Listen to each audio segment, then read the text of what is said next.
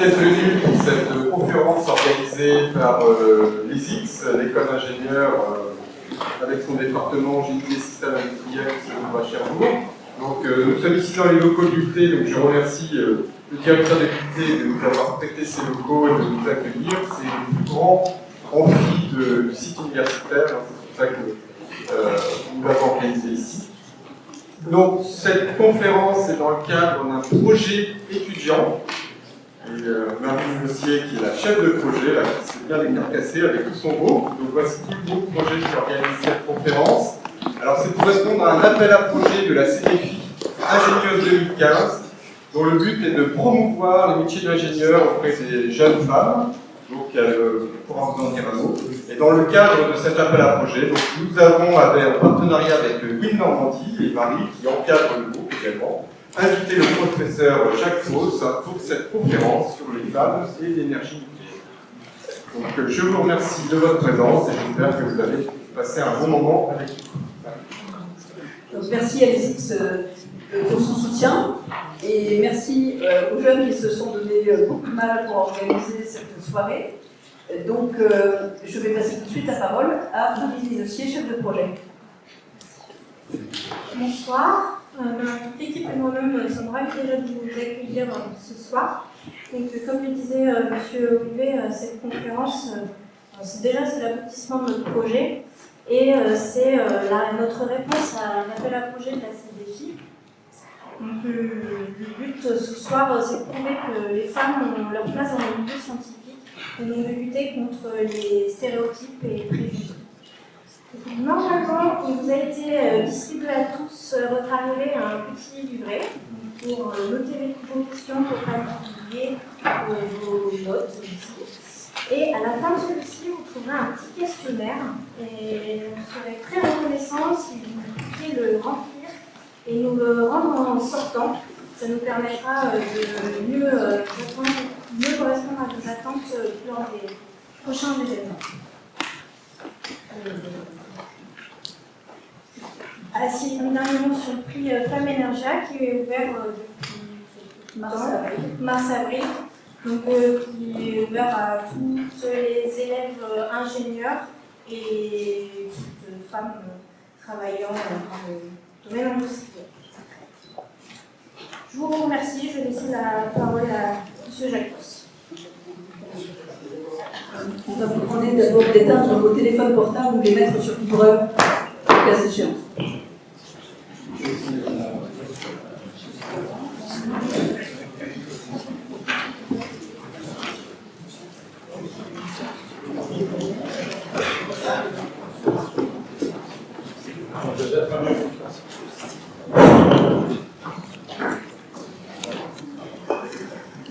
Bien, bonsoir à tous. C'est évidemment un honneur pour moi. Une mission peut-être pas très facile parce que j'applique un projet derrière ça et donc il faut quand même que le conférencier soit à la hauteur. Autrement, la note pour le projet risque de ne pas être si bonne que ça sur au sujet de ce projet. Voilà, je vais y arriver. Donc, en fait, j'ai déjà fait des conférences ici, aussi bien pour certains lycées que même pour oui. Et quand on regarde un petit peu tous les sponsors, en réalité, j'ai quand même plusieurs casquettes là-dessus, puisque je suis membre de WIN, parce qu'il n'y a pas que des femmes dans WIN. Et j'ai aussi, à la semaine, j'avais créé un groupe régional qui était le groupe Essonne. Et donc je suis maintenant le président fondateur, 25 ans après. J'ai fait des cours à l'école d'ingénieur, ça m'est arrivé. Et donc voilà. Alors simplement, moi j'ai été pendant 25 ans donc, responsable de la filière de sciences et technologies nucléaires au Conservatoire national des arts et métiers et CNAM. Et puis après un certain nombre d'années, 42 ans en fait, j'ai fait valoir, comme on dit quand on est fonctionnaire, mes droits à une pension. Et depuis, je continue à faire des cours, parce que j'ai arrêté l'administration. Mon collègue ici doit savoir combien c'est lourd. J'ai été directeur moi-même des 4 écoles d'ingénieurs au CNAM pendant un certain nombre d'années. Et quand on ne fait plus que de l'administration, à un moment donné, bon, voilà. Alors j'ai dit j'arrête et puis je vais faire que des choses qui m'amusent, des cours, des conférences. Et je suis aussi ici dans les commissions locales d'information qu'il y a auprès des centres. Donc il y a le centre évidemment l'usine Arevalac ici, il y a le centre de stockage de l'Andra, de la Manche, et puis Flamanville avec ses 2 réacteurs qui tournent, et puis son EPR qui se construit. Et auprès de ces installations, il y a des commissions locales d'information qui ont à la fois un but de surveillance et un but d'information. Et donc je suis vice-président de ces 3 commissions au titre du collège scientifique. J'ai un certain nombre de mes collègues d'ailleurs qui sont là ce soir. Alors, en fait, c'est vrai que la découverte de l'énergie nucléaire est très marquée par les femmes. Il n'y a pas que des femmes, mais d'ailleurs ce soir c'est un homme même qui va vous faire la conférence. Vous voyez. Mais c'est vrai que c'est une histoire qui est très marquée par les femmes et par les chimistes aussi. Donc, quand j'avais construit cette conférence, c'était au moment de l'année mondiale de la chimie, parce que c'est assez curieux, c'est en fait des chimistes qui découvrent ces phénomènes, qui sont des phénomènes de physique, mais avec des réflexes de chimie. Et donc toute l'histoire se retrouve comme ça, et donc c'est ce que je vais vous raconter pendant une petite heure. Il faut que je clique sur le truc là-bas. Alors, il y a évidemment, il y a 3 parties en fait. Vous voyez, il y a la découverte du phénomène de radioactivité naturelle. Ça, c'est Marie Curie, donc avec Pierre Curie et Henri Becquerel. Et puis, il y a la découverte du phénomène de radioactivité qu'on appelait injustement artificielle, mais en réalité, c'est une radioactivité naturelle redécouverte par des moyens artificiels. C'est la fille donc de Pierre et Marie Curie, Irène, et son mari Frédéric Joliot. Et ensuite, vous avez le phénomène de fission provoqué. Donc, c'est un retrouve entre Irène, Joliot-Curie, une autre femme, Lise Meitner, et puis 2 hommes, donc Otto Hahn et Fritz Strassmann. Donc, on va prendre les parties une par une. Pour pas que ça aille trop vite. Alors, j'ai mis celle-là aussi, puisqu'on parle des femmes ce soir. C'est vrai que quand on regarde le 19e siècle, puisque tout va démarrer au 19e siècle, c'est un peu le siècle des Lumières pour les sciences et techniques. Et il s'appuie sur les travaux de Lavoisier, qui a été guillotiné, comme vous savez, par la Révolution, tout simplement une voie près, parce qu'il y en a qui a lancé la République n'a pas besoin de savants, ce qui était quand même une énormité, et voilà, ça a basculé de côté, et il a été guillotiné. Mais s'il y a son épouse à ses côtés, c'est qu'elle a joué un grand rôle, en fait, dans les travaux de Lavoisier, parce qu'elle a, de son mari donc, parce qu'elle dessinait très très bien, et elle a dessiné toutes ces expériences, elle montrait comment ça se passait, ça a beaucoup aidé en fait après les descendants à comprendre un petit peu tout ce qu'elle a fait, parce que lui il n'écrivait pas grand chose. Et en regardant tous les dessins de Madame Lavoisier, eh bien on a pu effectivement comprendre un petit peu mieux ce qu'il avait fait. Alors, évidemment la Révolution n'a pas fait que des bonnes choses, mais en tout cas, il y a eu aussi donc des grandes écoles, la création de beaucoup de grandes écoles, et c'est une lignée de polytechniciens, comme vous allez le voir, qui démarre ces découvertes. Et cette lignée de polytechniciens, c'est les Becquerel qui, tous, de arrière-grand-père jusqu'à arrière-petit-fils, vont jouer un rôle dans cette découverte. Et le premier, vous voyez, c'est Antoine César, qui est l'un des premiers élèves donc, de Polytechnique, en membre de l'Académie des sciences, évidemment, président de cette académie, et il est nommé, vous voyez, en 1938, cette même année, professeur au Muséum d'histoire naturelle. Et il s'installe juste à côté, au 57 rue Cuvier, et là, il aménage son laboratoire, donc voilà pourquoi il joue un rôle dans cette histoire. Et après, vous voyez, pendant 115 ans, son fils, Edmond, polytechnicien 37, son petit-fils Henri, polytechnicien 32, son arrière-petit-fils Jean, vont travailler dans ce laboratoire, et c'est là qu'il va y avoir les premiers signes de cette découverte. Ça s'est arrêté avec l'arrière-petit-fils Jean, parce que Jean n'a pas eu de descendant, et donc la lignée des Becquerel s'est arrêtée avec lui. Alors ensuite, donc, on trouvait Edmond, qui va être le père de celui qui va découvrir, et il était, vous voyez, un de mes collègues au conservatoire, parce qu'il était élu à la chaire de physique en 1852, membre de l'Académie des sciences, président en 80, il succède à son père en 1800 en 78. Et si lui il est là, c'est parce qu'il entreprend des travaux, dont on va parler dans un instant, de luminescence, et parmi les travaux de luminescence, les travaux de phosphorescence. Antoine-Henri Becquerel, donc voilà celui qui va nous intéresser au début. Alors, à l'époque, on pouvait cumuler, vous voyez, enseignant au muséum, au CNAM, au Polytechnique. Et il reprend donc les travaux de son père sur le phénomène de phosphorescence. Et parmi donc les sels qui étaient pour lui susceptibles de faire ces phénomènes de phosphorescence, il y a des sels d'uranium. Et il a des lames fines, vous voyez, cristallines, de sulfate double d'uranyle et de potassium. Et il étudie ces phénomènes de phosphorescence. Alors comment est-ce qu'il étudie ça? Vous savez, à l'époque, les plaques photographiques, c'était des grandes plaques en verre, donc il les emballait évidemment dans un carton assez épais pour qu'elles ne prennent pas la lumière comme ça. Et puis, il déposait dessus donc ces matières susceptibles d'être phosphorescentes. Et ensuite, il développait ces plaques photographiques pour voir s'il y avait un signal. En général, effectivement, il avait un signal. Il entreprend un travail de physicien classique, c'est-à-dire qu'il met des écrans pour voir si on retrouve la trace des écrans sur les plaques. Ça marche, et il est tout content. Et tout ça va nous amener à décembre 1895, c'est la découverte des rayons X par Rayleigh. Alors, comme ce que je vais vous dire va concerner la notion d'atome, et même après, donc de noyau atomique, où est-ce qu'on en est la notion d'atome en 1895? Qu'est-ce qu'on sait sur l'atome? Alors en fait, ça vous le savez sans doute aussi, cette notion d'atome, elle est très très vieille, puisqu'elle démarre 400 avant Jésus-Christ.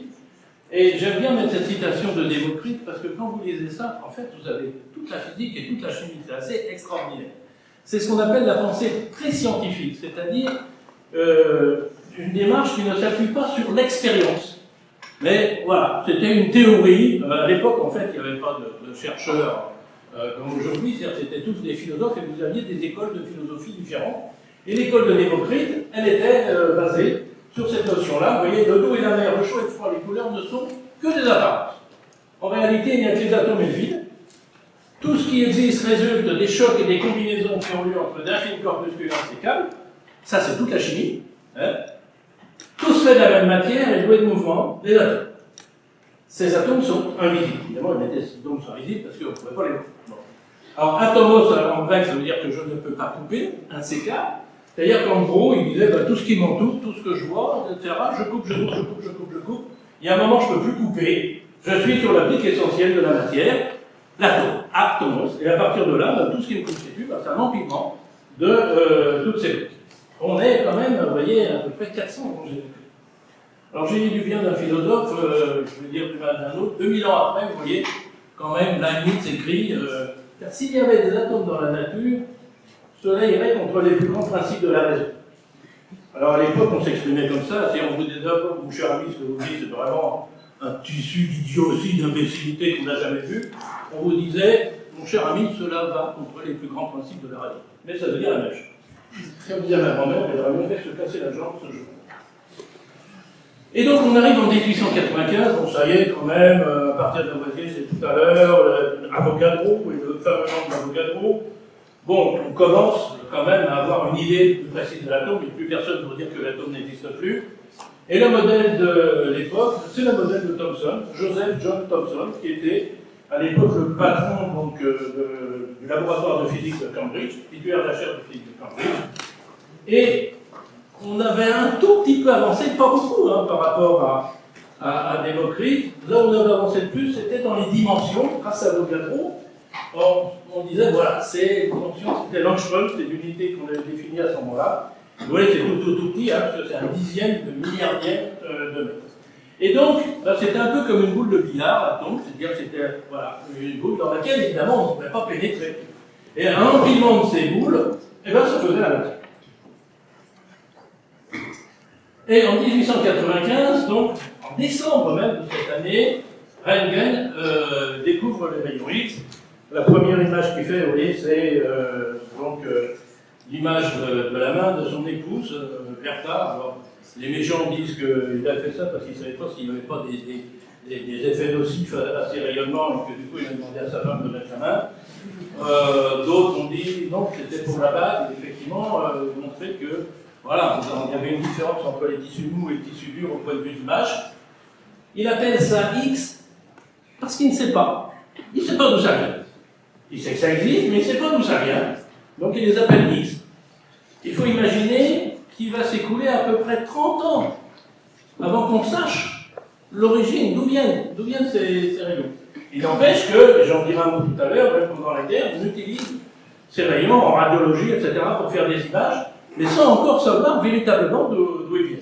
Vous imaginez une découverte qu'on aurait faite en 1995, et on va attendre 2025 pour savoir ce que c'est. Hein. C'est assez inimaginable, et pourtant c'est comme ça que ça marchait. Donc, on en arrive à la découverte de ce que Henri Becquerel a appelé les rayons uraniques. Et si vous allez à la bibliothèque de la Société des sciences de Cherbourg, dont j'ai l'honneur depuis 2 ans d'ailleurs d'être le directeur, je ne sais pas jusqu'à quand, mais bon, pour l'instant. Dans ces 4 volumes que vous voyez là, on est à 5, on fait le 4 du milieu, vous avez toute l'histoire de la découverte de la radioactivité de cette époque. Ce sont les comptes rendus de l'Académie des sciences. Et donc, vous avez vu, donc je reprends la planche ici, Henri Becquerel est en train de travailler sur des sels d'uranium. Il a ses rayonnements, il reçoit la publication de Röntgen sur ces rayons bizarres qu'il vient de découvrir. Et Becquerel se dit, bah, c'est peut-être ça. C'est peut-être ça, dans le fond, que j'ai les traces que j'ai sur mes plaques photographiques. Et alors, quand même, Röntgen avait donné la recette de ce qu'il a découvert, il a dit, ben voilà, il faut quand même que la matière soit excitée par de la lumière en particulier pour qu'on ait cette émission de rayons. Et donc, alors là, tout le monde connaît l'histoire de Becquerel avec son tiroir et son soleil.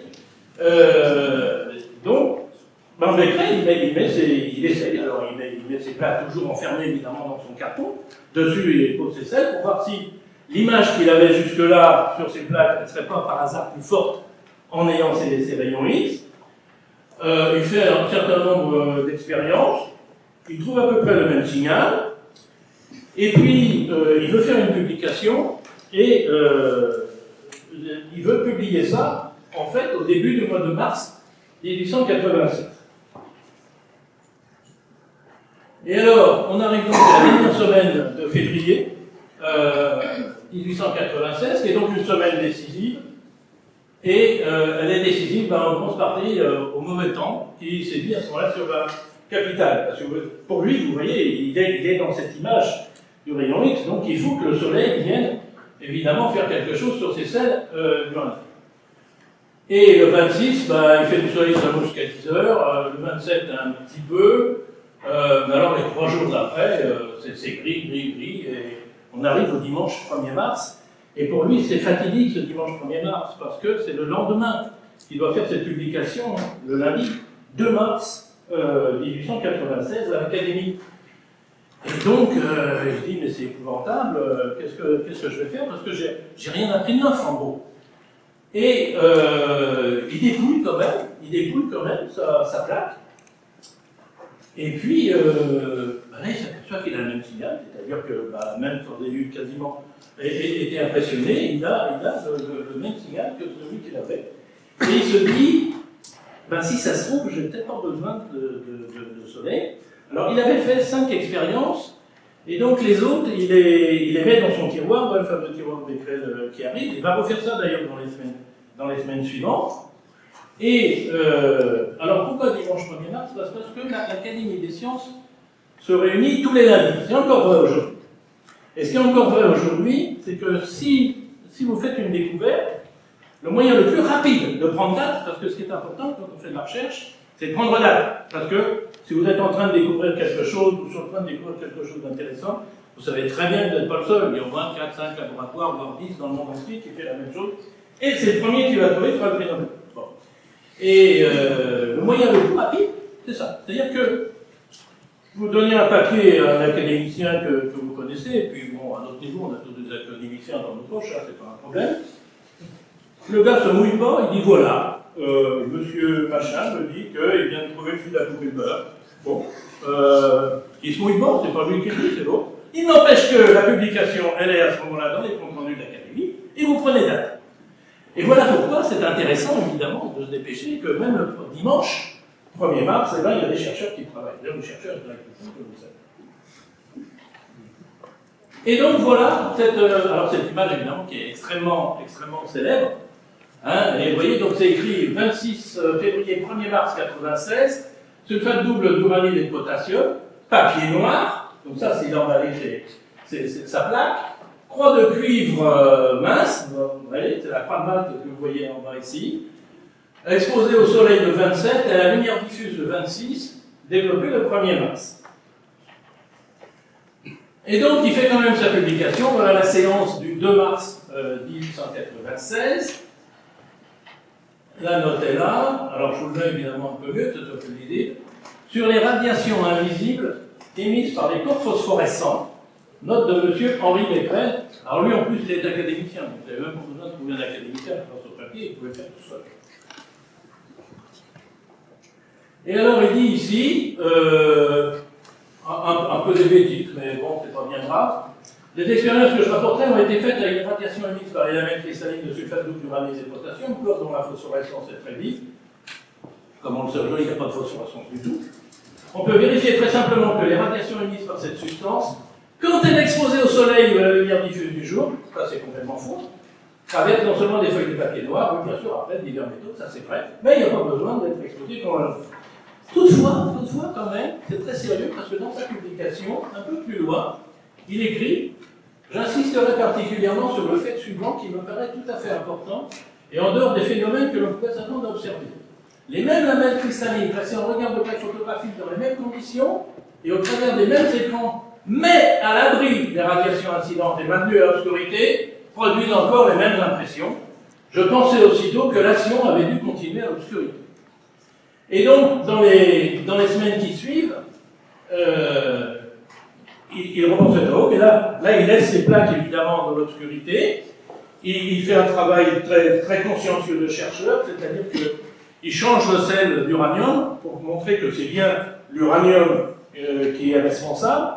Après, il prend d'autres sels, d'autres éléments qui, eux, sont phosphorescents, et il remarque que dans ces conditions, c'est-à-dire dans l'obscurité, dans son tiroir, les plaques, elles ne voient rien du tout, et donc il se dit, bah voilà, c'est bien l'uranium, mais ce n'est pas les rayons hydrauliques, parce que si c'était les rayons hydrauliques, j'aurais dû effectivement exposer à la lumière. Donc, ben, c'est tout nouveau, c'est des nouveaux rayons qu'il appelle les rayons uraniques. On est le lundi 23 mars, vous voyez, on est seulement 3 semaines plus tard, c'est la première publication, d'ailleurs, de cette séance, sur les radiations invisibles émises par les sels d'uranium, note de M. Henri Becquerel. Quand vous regardez la différence entre les deux publications, vous voyez, la première s'appelait « Sur les radiations invisibles émises par les corps phosphorescents », alors que 3 semaines après, c'est émis par les sels d'uranium. Alors, juste 2 secondes, on peut s'arrêter un petit peu après, donc c'est vraiment le démarrage de tout ce qui est radioactivité nucléaire. Où en sont les acteurs du nucléaire futur en 87? Alors vous voyez, Becquerel, il a 44 ans, Pierre Curie est plus jeune, 37, Marie est encore plus jeune, 29. Thomson, dont on a parlé tout à l'heure, il a 40 ans. Rutherford, dont on va parler, 26 ans. Einstein, 17, vous voyez, c'est encore un gamin. Max Planck, il est la génération de Becquerel Curie, donc il a 38 ans. Vous voyez que Niels Bohr, le fameux atome de Bohr, il n'a que 11 ans pour l'instant. Hein. Otto Hahn et Lee Meitner, dont on va parler tout à l'heure, ils ont 17-18 ans. Chadwick, qui va inventer le neutrion, il a que 5 ans. Schrödinger, il a que 9 ans. Compton, 4 ans. Et De Broglie, 4 ans également. Et puis, vous avez les moins quelque chose. Hein. Irène Curie, pour l'instant, voilà, elle a moins 1 an. Son mari, moins 4 ans. Pauli, moins 4 ans aussi. Heisenberg, ses principes, moins 5 ans.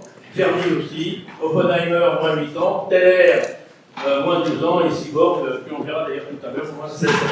On va attendre encore 16 ans avant de voir Cyborg arriver sur la planète. Et alors, pour être tout à fait honnête avec l'histoire, en fait, le premier qui a observé ces signaux un peu bizarres, c'est Abel Niepce, qui se faisait appeler de Saint-Victor, qui était un petit cousin de Nicéphore.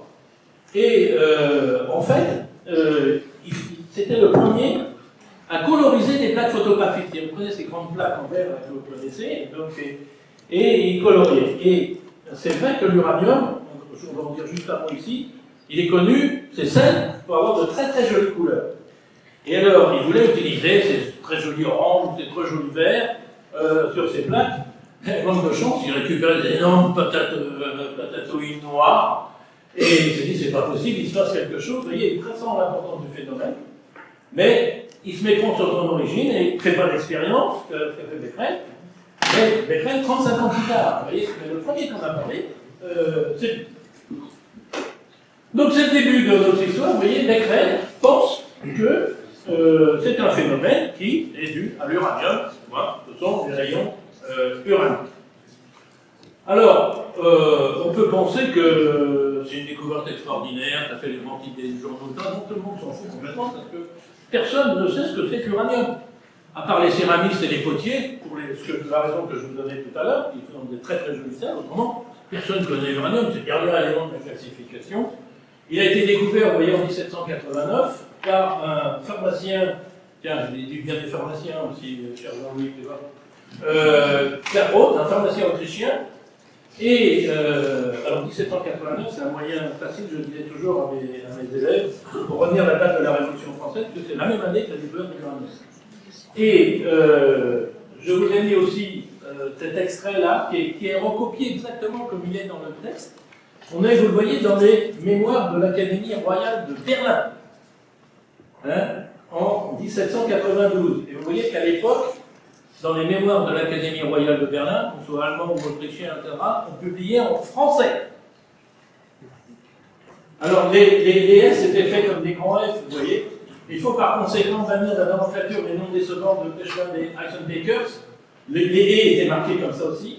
On doit assigner donc un nom nouveau à ce fossile et de lui conserver exclusivement. Je me prévaut des droits incontestables de tout inventeur et je donne à ce métal nouveau le nom d'uranium, ou uranium, emprunté de la planète Uran, celle qu'on appelle Uranus, bien sûr, aujourd'hui, dont la découverte est également récente. Ça vous explique pourquoi, d'ailleurs, les deux éléments suivants, on s'appelait Neptunium et Plutonium, pour Neptune et Pluton, avant que les Américains qui font ces découvertes se disent on est bien bête de penser à notre plus. Alors après, ça s'appellera américium, berkelium, californium. Mais là, les deux suivants, donc, Et en réalité, alors c'est Eugène Pelligot, qui était aussi un de mes prédécesseurs au Conservatoire national des arts et métiers, qui a montré en 1841 en fait que ce que Klaproth avait isolé n'était pas le métal, mais l'oxyde d'uranium niveau 2. Et c'est lui qui a obtenu, le premier qui a obtenu l'uranium métallique. C'est pour la petite histoire. Ah ouais, c'est des très jolies couleurs. Alors la classification à l'époque, vous voyez, il y avait beaucoup de trous, évidemment, tout ce qui est bleu, c'est uniquement radioactif, donc tout est là, sauf évidemment le thorium et l'uranium que l'on connaissait déjà à l'époque. Et il reste encore quelques trous, vous voyez, comme le rhélium par exemple, dans le blanc, le lutécium, tout le bout des... Et si on avait ça 2 ans avant, d'ailleurs, toute la série des terres rares qui est là, la bulantane, l'interbium, il n'y avait quasiment rien. Donc il y a encore des trous à combler. Donc je vous disais tout à l'heure, ça tombe un peu, et en fait c'est Marie et Pierre Curie qui vont répondre ces travaux. Alors un mot sur Pierre Curie, donc il a été instruit par ses parents qui étaient médecins, et il passe au baccalauréat donc, à 16 ans, il est licencié sur ses 18 ans, préparateur à Genève, donc en 4 ans. Et il a découvert les effets électriques avec son frère, Jacques. 1895, c'est évidemment une grande année pour lui, puisqu'il passe sa thèse de doctorat le 6 mars sur ce qui s'appelle toujours la loi de Curie et le point de Curie. Il est nommé professeur d'électricité et magnétisme à ce qui s'appelait à l'époque l'école municipale de physique et chimie industrielle de Paris. Et il se marie avec Marie Sklodowska le 26 juillet de cette même année. Marie Sklodowska était d'ailleurs une des élèves du laboratoire, comme quoi je le dis souvent, vous voyez que nous, les professeurs, on fait quand même un métier dangereux. Marie Sklodowska-Curie. Donc elle est née à Varsovie, ce qui était l'Empire russe à l'époque. Elle a son diplôme de fin d'études secondaires à 16 ans, avec la médaille d'or, ça ne va pas vous étonner. Et là c'est fini, parce qu'une fille, effectivement, là-bas, dans l'Empire russe, ne fait plus d'études, c'est terminé. Elle est au bout de ses études. Et elle arrive à Paris, vous voyez, en 1891, donc on est déjà quand même un certain nombre d'années après, tout simplement parce que sa sœur était à Paris, elle avait épousé un médecin.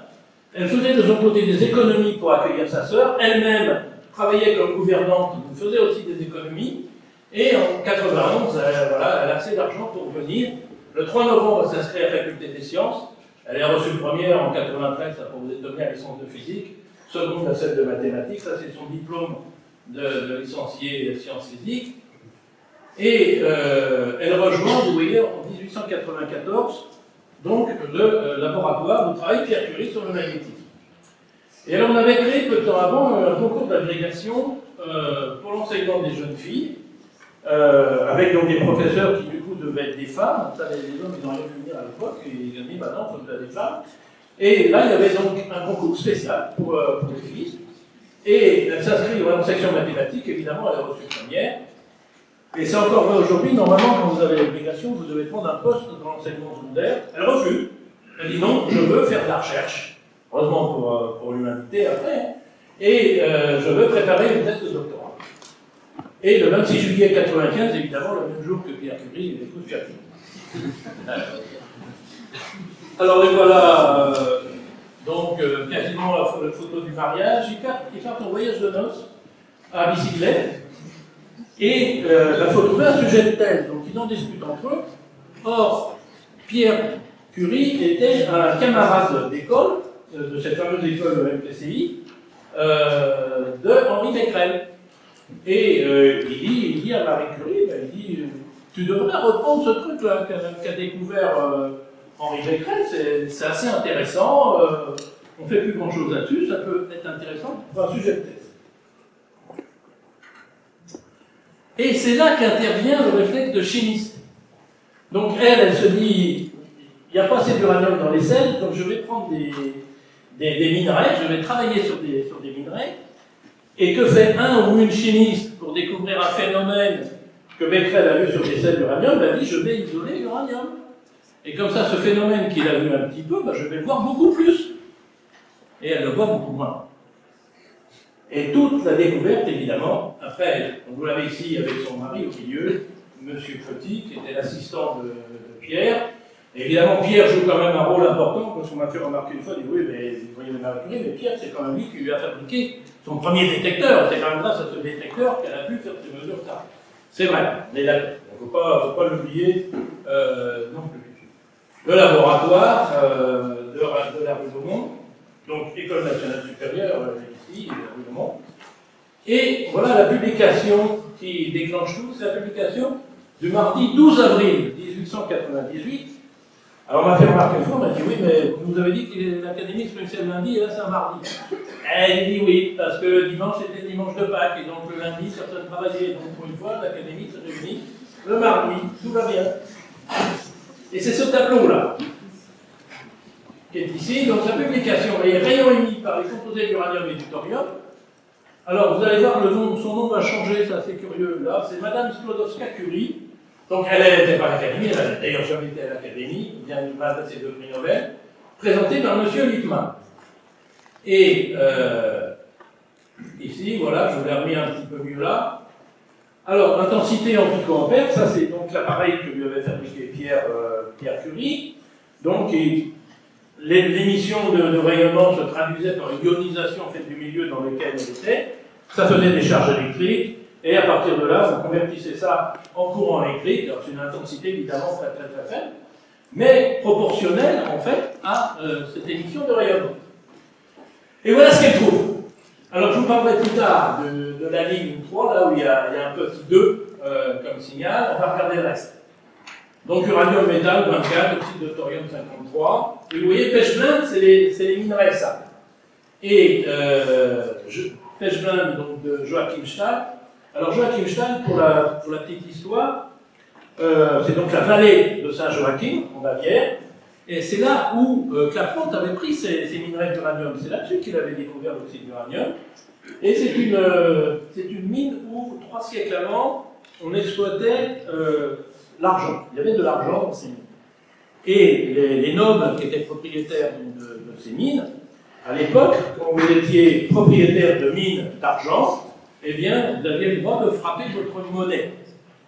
Et donc, la monnaie de la vallée de Saint-Joachim Thaler, a donné le mot Thaler, qui vient de là, c'est une monnaie, mais aussi le dollar, vous savez que dollar, ça vient de Thaler. Donc ça vient de cette vallée de Saint-Joachim. Vous voyez, c'est pour ça que je ferme ma parenthèse, c'est juste pour la culture générale.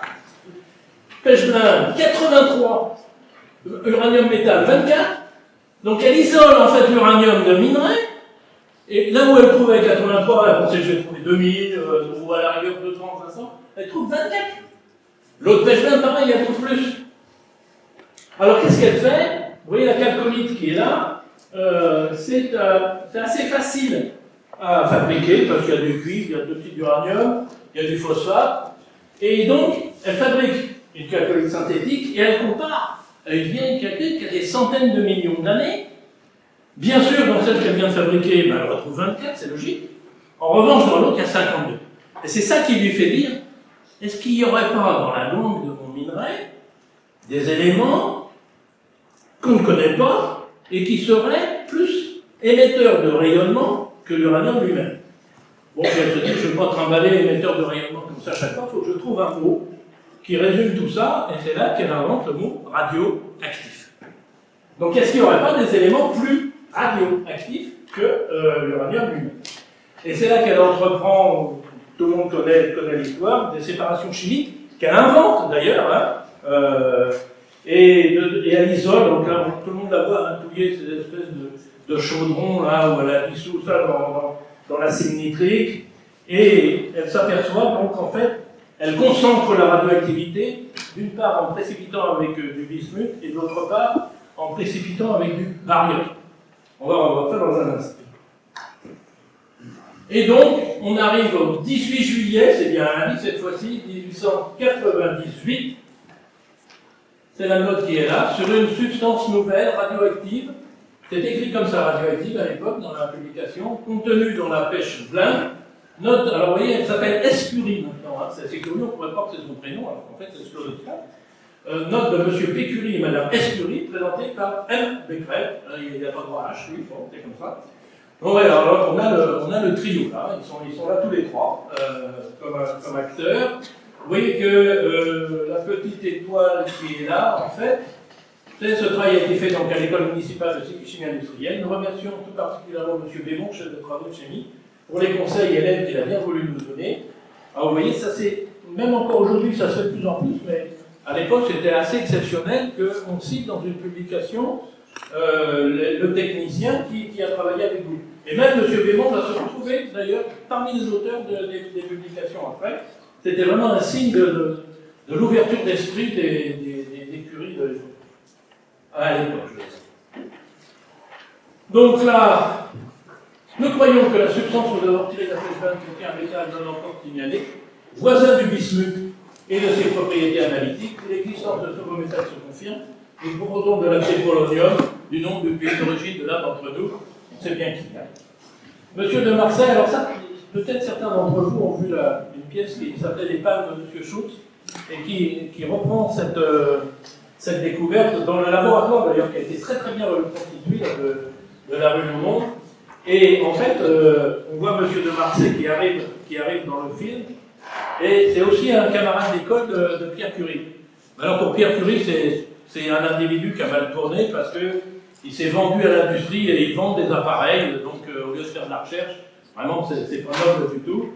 Et ils vendent des spectrographes, c'est-à-dire des appareils qui permettent d'identifier des éléments. Il suffit de mettre dans l'appareil et il vous dit, bah, ça c'est de l'arsenic, c'est du fer, c'est du nickel, etc.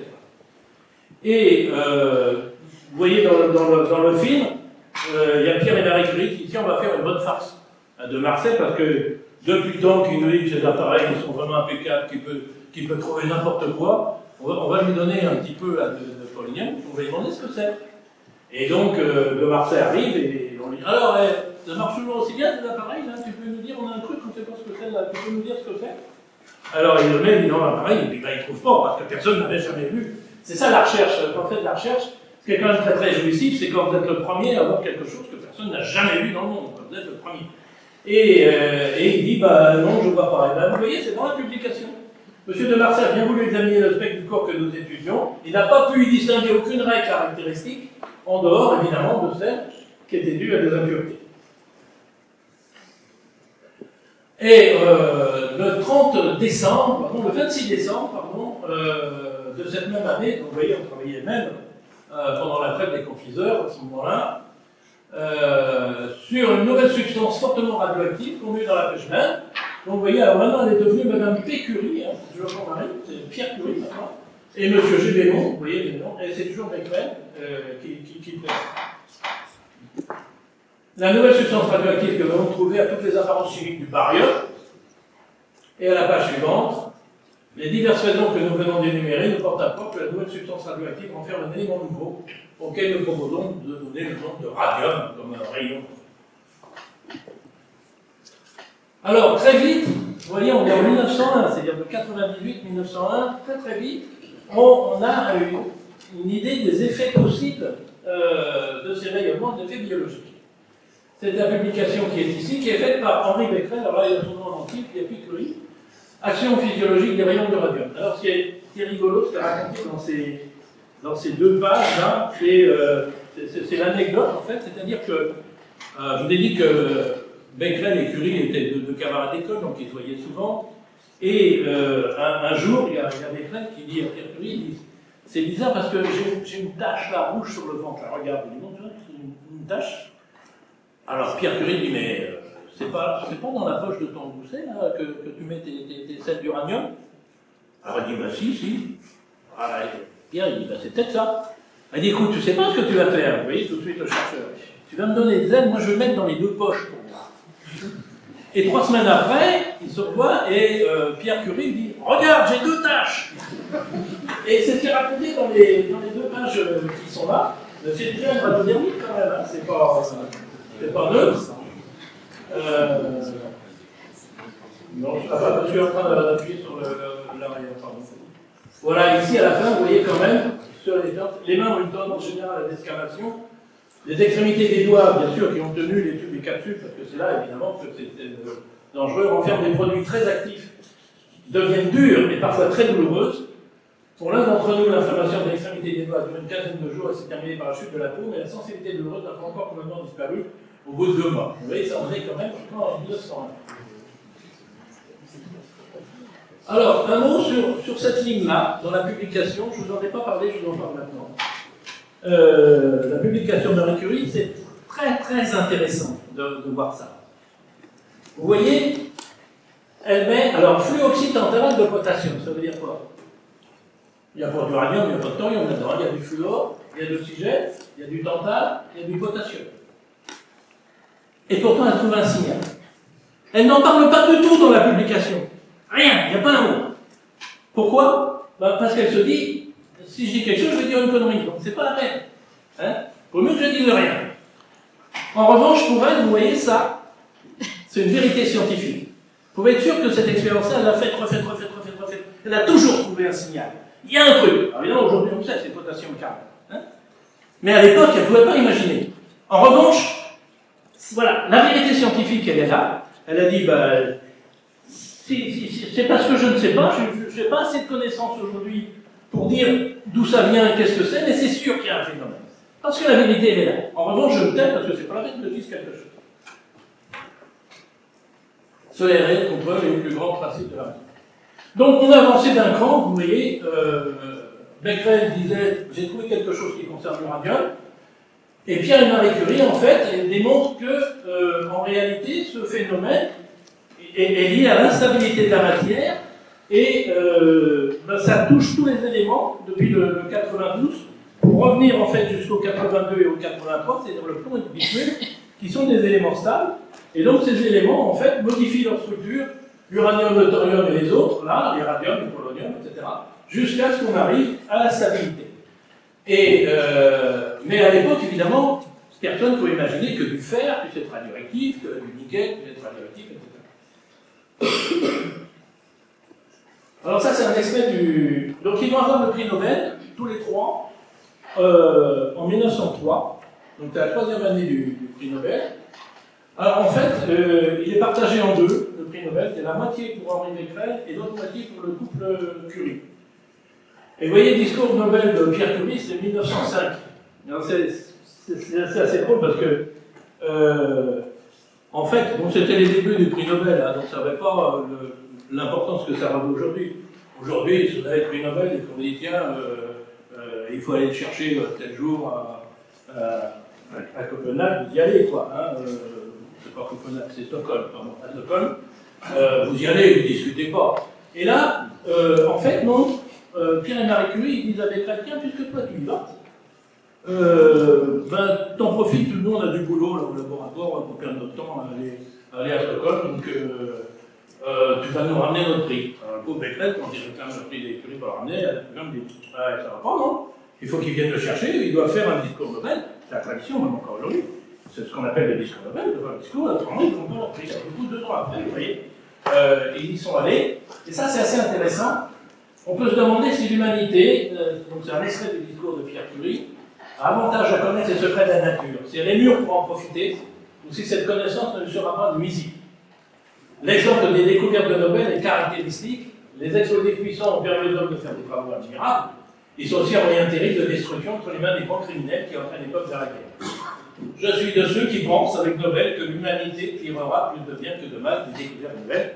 Ça, c'est toujours, évidemment, le chercheur qui fait une découverte ne peut pas s'empêcher de se poser la question de ce qu'on va faire de ces découvertes. 1905, c'est assez triste, hein, puisque vous le savez, l'année suivante, malheureusement, Pierre Curie donc, se fait écraser par ce qu'on appelait un camion à l'époque, c'était un camion tiré par des chevaux. Il a glissé en fait sur la chaussée qui était mouillée. Peut-être qu'il y en a qui disent que bon, il était dans ses pensées, qu'il n'a pas fait très attention, c'est possible, enfin ça arrive à tout le monde. Et Marie Curie, en fait, vous le voyez, à la fin de l'année, elle reprend le boss de Pierre Curie et elle démarre sa leçon, qui était sa première leçon, la leçon inaugurale, exactement là où Pierre Curie avait abandonné son cours avant d'être écrasé. Hein. Bon, vous avez là, tous les étudiants qui sont là, ça bien, leur prof leur dit bon, bah écoutez, voilà, on s'arrête là pour aujourd'hui et mardi prochain, quand on se revoit, je continue. Pierre Curie a dû dire la même chose, sauf qu'il n'y a jamais eu de suite. Hein. Et Marie Curie reprend juste à cet endroit-là pour rendre hommage à son âme.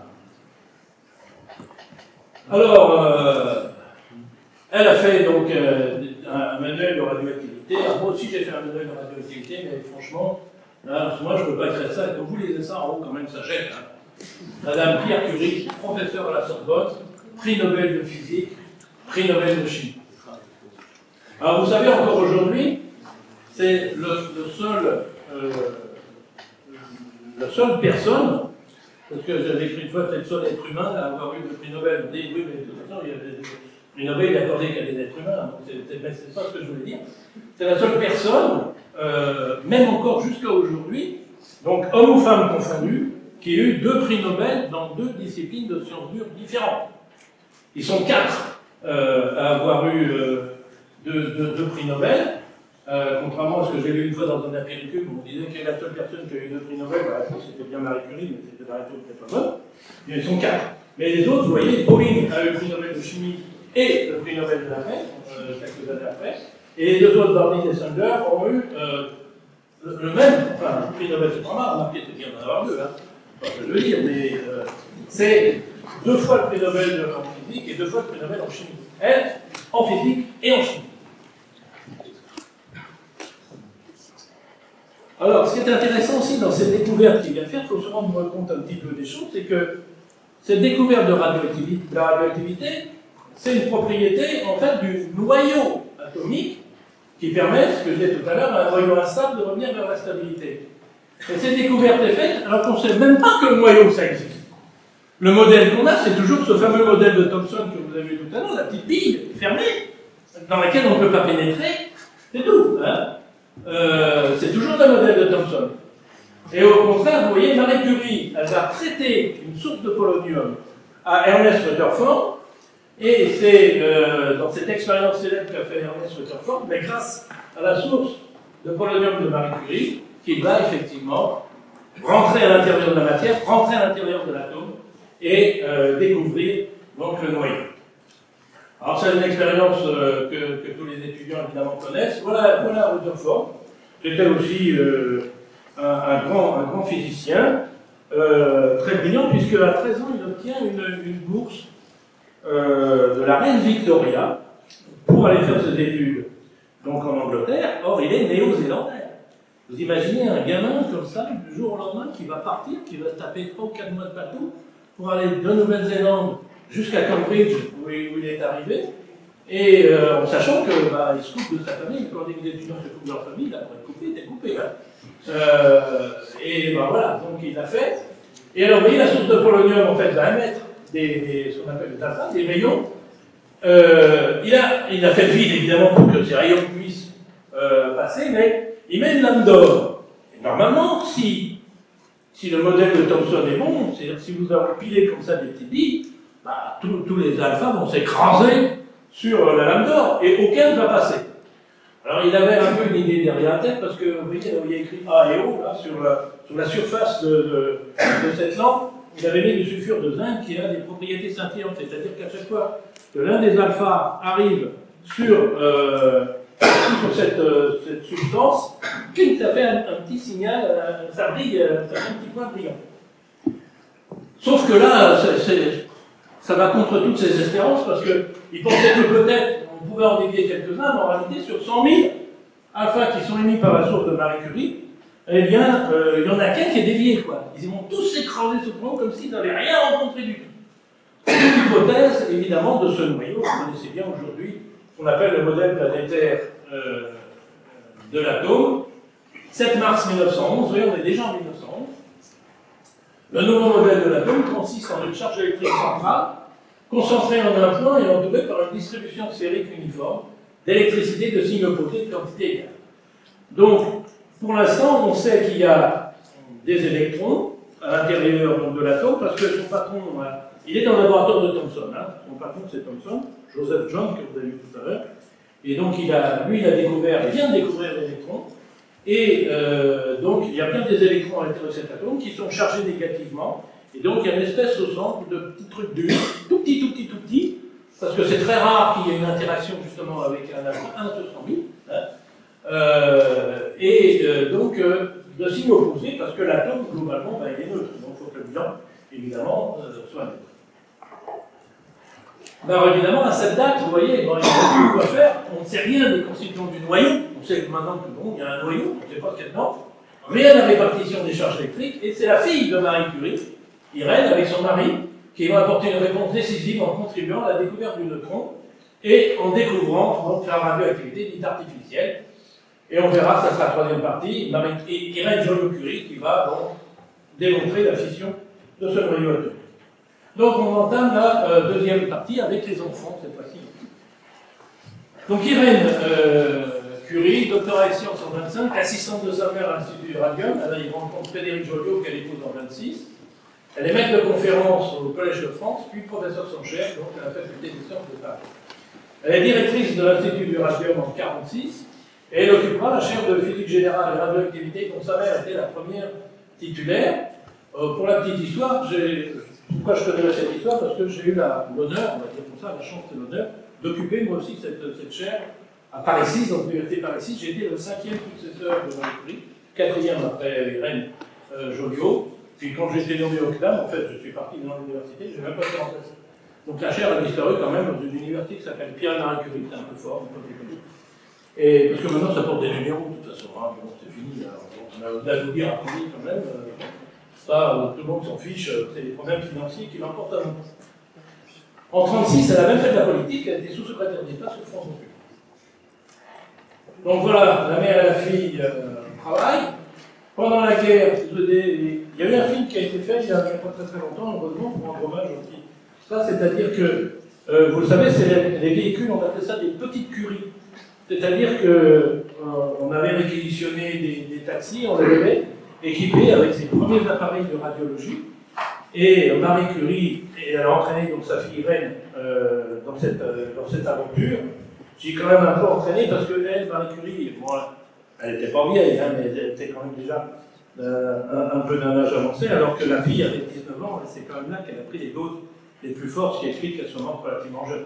C'est pas la radioactivité qui l'a tuée, du moins, c'est l'émission des rayons X de ces appareils.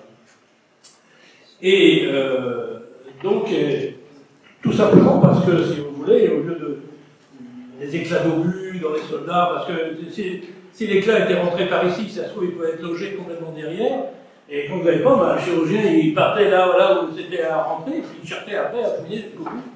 Alors que là, on faisait évidemment un cliché, comme vous connaissez, Et puis on disait, ben, c'est pas la peine de percer complètement, il suffit d'aller derrière, découper, vous allez trouver tout de suite les anobules, vous allez sortir. Elle a sauvé des milliers de soldats. Elle a aussi, je crois que c'est la diapo que j'ai mis derrière, voilà. Elle a fait de la formation, des profs de toute façon, donc vous la voyez ici, elle a avec sa fille, à des médecins américains donc, qui étaient venus, elle les a formés en tant que radiologue aussi pendant la guerre, pour qu'ils fassent la même chose. Et les dernières images que je vous montrerai, pendant qu'elle était allée donc, reçue en grande pompe par les Américains, en fait c'était en hommage à toute cette période où elle avait aidé évidemment pour la guerre. Alors, Frédéric Joliot, en fait, il s'appelait Jean.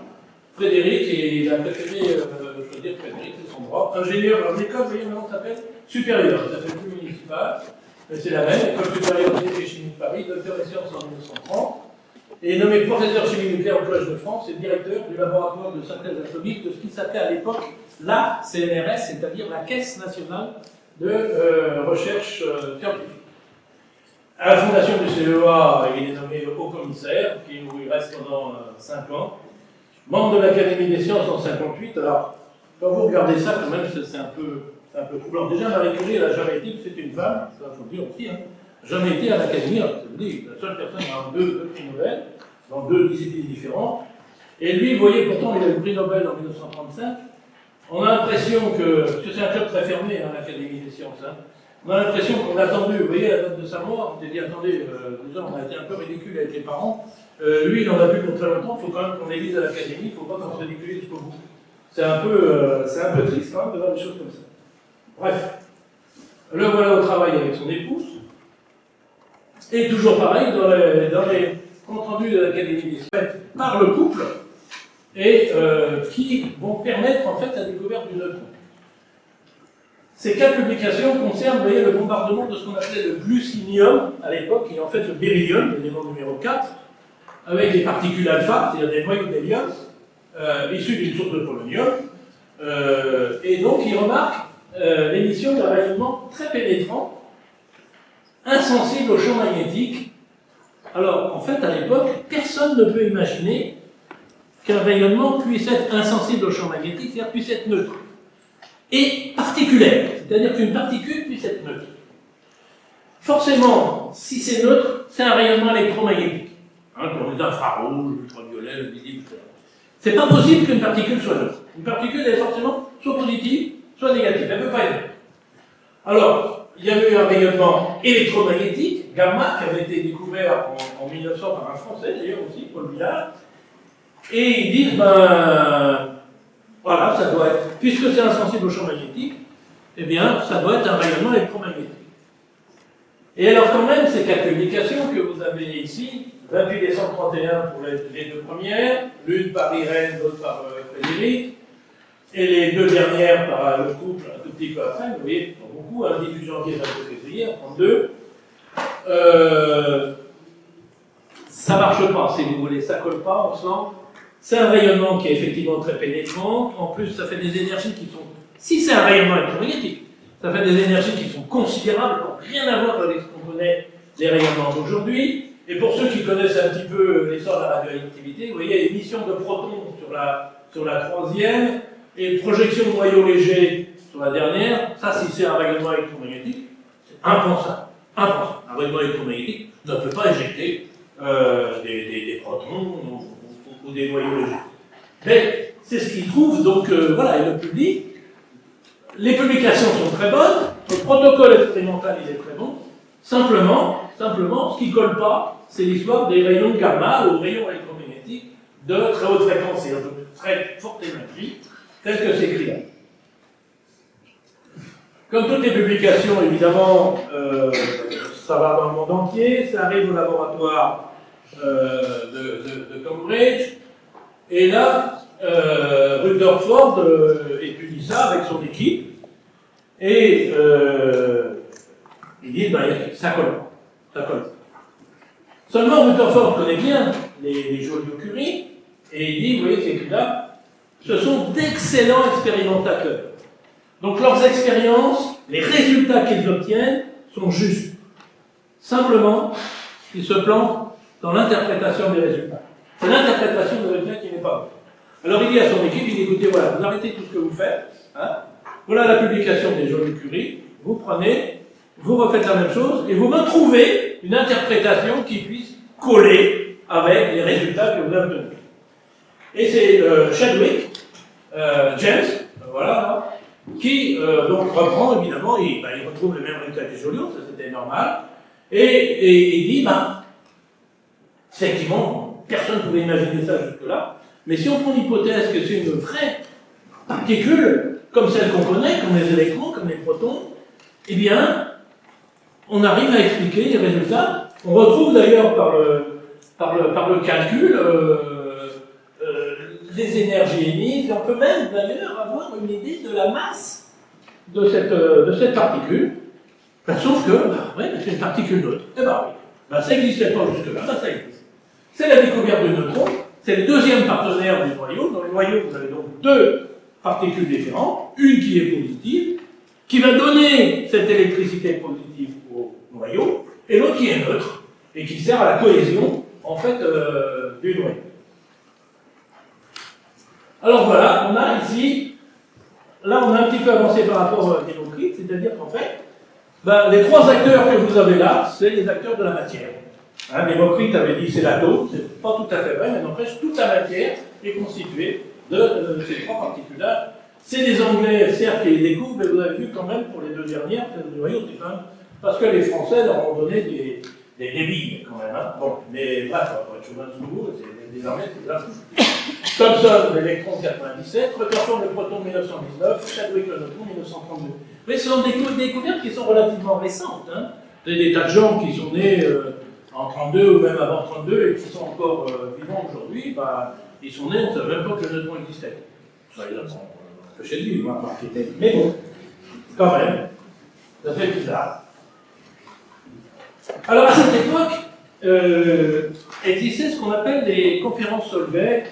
Les plus jeunes, les étudiants qui sont là, on peut voir dans leur livre, se souviennent de leur livre peut-être de physique, où on avait ces espèces de photos de classe avec tous les savants.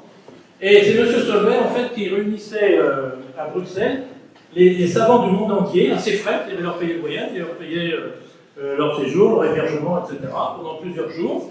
Il s'était enrichi donc avec le procédé qui s'appelle le procédé Solvay d'ailleurs, et il avait dit, voilà, je vais les réunir, et puis ils vont confronter leurs résultats, et on va faire avancer la science comme ça, ce qui est d'ailleurs tout à fait vrai ici. Et alors, vous retrouvez au premier rang, alors, pour l'instant, il n'y a toujours qu'une femme, Marie Curie, elle est assise là, donc à côté de Poincaré, et donc, alors vous avez Einstein, là, c'est le deuxième là, à partir de la droite, là où il était tout jeune à l'époque, Rutherford est le quatrième, etc. Donc ça c'est 1900. Et puis voilà une autre photo qu'on voit plus dans les revues. Vous voyez, ils ont déjà un peu blanchi sous le harnais, un peu tous. Il n'y a toujours qu'une femme, Marie Curie, Einstein, etc. et tous les autres. Et puis celle qui nous intéresse, donc évidemment, c'est celle de 1933, après la découverte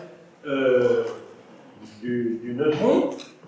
Et là, puisque c'était 32 la découverte du neutron, et là vous avez en fait plusieurs femmes pour la première fois. Hein. Donc alors c'est un peu triste, c'est la dernière fois que Marie Curie assiste, elle n'en a raté aucune conférence jusque-là, mais elle va mourir en 34. Donc c'est la dernière à laquelle elle assiste. C'est pas, on dire que c'est pas bien grave, si c'est grave, mais la relève est là, puisque sa fille, vous voyez, c'est la deuxième en partant à gauche, assise, hein, Marie Curie est au milieu. Le gendre est derrière Irène, et vous avez aussi Lise Meitner, une autre femme qui est donc à côté de Chadwick, qui est le plus assis, le plus à droite. Et puis vous avez Louis de Broglie, hein, les mécaniques ondulatoires, qui est à côté de Meitner. C'est sûr qu'il y a du beau monde, hein, c'est clair. Et alors évidemment, c'était vrai aussi des autres conférences. On a l'impression, là, les Joliot-Curie sont un peu moroses parce que on a l'impression qu'ils se sont fait piquer, en gros, la découverte du neutron. C'est eux qui ont fait quand même les expériences. C'est eux qui les ont mis au point, bon, ils ont trouvé les résultats, ils ont fait une mauvaise interprétation, et puis c'est Chadwick qui a récupéré tous les origines. Mais tout ça, c'est parce qu'avant, évidemment, dans les congrès, là, ils avaient un peu expliqué un petit peu trop, et dans la publication, un petit peu trop expliqué ce qu'ils faisaient. Aujourd'hui, les les chercheurs comme nous, quand on va dans des congrès internationaux, on n'est pas fous, on ne discute pas de ce qu'on est en train de faire. Hein, on parle de ce qu'on a fait il y a 5 ans. Et comme je dis toujours, c'est le soir, sur le bar de l'hôtel, que vous apprenez les choses. Quoi. Vous discutez avec les collègues. Et en général, le troisième whisky, un jour, vous trouvez un peu mieux que les autres. Là, vous apprenez des choses. Moi, j'ai légué mon foi à la recherche scientifique. Hein. Et là, ben, ils avaient tout raconté. Quoi. Donc, c'est un peu... voilà, c'est comme ça, c'est la vie. Et donc,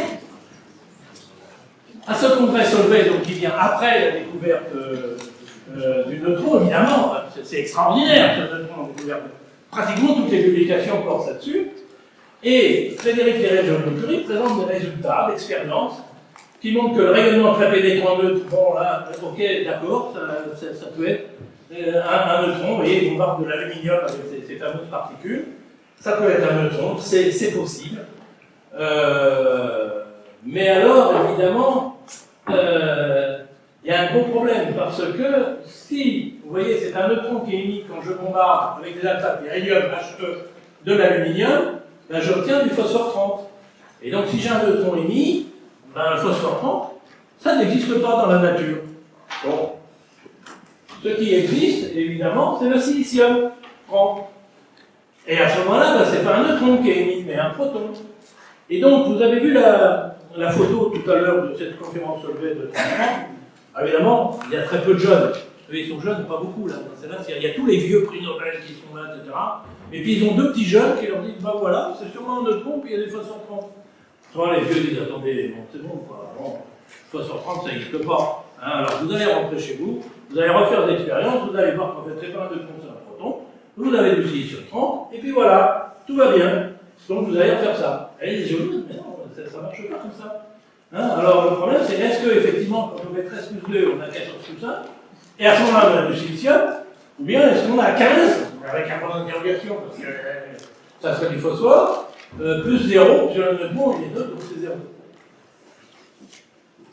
Alors, peu de temps auparavant, vous voyez, la même année que la découverte du neutron, il y a Anderson, alors, vous avez des photos, ils sont tous, voilà, chercheurs, des trucs extraordinaires, c'est des jeunes, quand même. Hein. Bon. Après, en fait, vous vieillissez, vous cherchez de l'argent pour que les jeunes fassent de la recherche et qu'ils trouvent des choses. Et il avait découvert le positon, c'est-à-dire le positon, en fait, c'est l'antiélectron. C'est-à-dire il est exactement comme l'électron, sauf qu'au lieu d'être négatif, il est positif. Et vraiment, cette particule existe, elle avait été prédite de façon mathématique, alors ça s'est passé assez facilement, parce que comme ça avait été prédit, bon, bah, du coup, oui, ça y est, c'est la confirmation de nos calculs. Et alors, les Joliot-Curie, ils disent, bah, puisqu'on sait faire toquer, on va essayer de trouver le truc. Donc, nous on dit, quand on bombarde de l'aluminium avec de l'hélium, eh bien, il y a émission d'un neutron. On est sûr que c'est un neutron, mais vous n'en voulez pas, parce que vous auriez du phosphore 30. Donc, eh bien, en même temps que le neutron, il y a un positon. Et à ce moment-là, si c'est ça, eh bien, on a du silicium. C'est l'incrédulité générale. Alors là, il y a un silence dans la salle qui se fait.